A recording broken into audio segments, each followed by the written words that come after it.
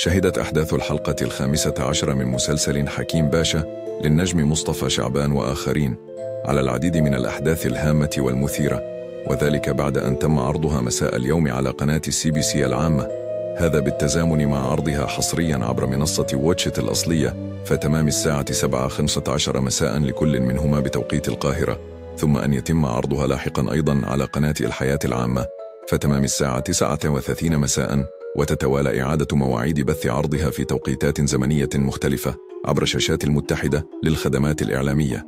وبدأت الحلقة 15 من مسلسل حكيم باشا برباعيه للنجم طارق الشيخ على بعض من المشاهد الفلاش باك لحكيم مصطفى شعبان.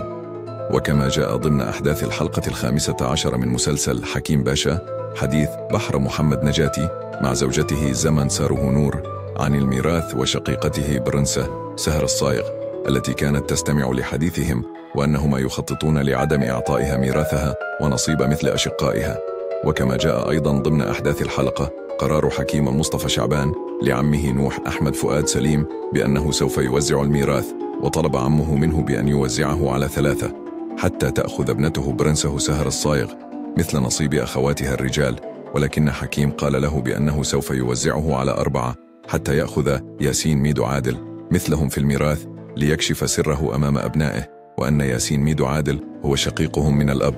وانتهت الحلقة على حديث برنسه سهر الصايغ مع سليم منذر ريحانو وبحر محمد نجاتي بعد معرفتهم بأن ياسين ميدو عادل يكون شقيقهم وسوف يقاسمهم في الميراث. وفي النهاية دخل حكيم مصطفى شعبان عليهما، وانتهت الحلقة على ذلك. ويعرض مسلسل حكيم باشا يوميا على شبكة قناة CBC العامة في تمام الساعة 7:15 مساء، حيث أن الإعادة الأولى تكون الساعة 12:15 صباحا، والإعادة الثانية الساعة 3 عصرا، وهذا بالإضافة إلى أن يتم بث عرضه أيضا على قن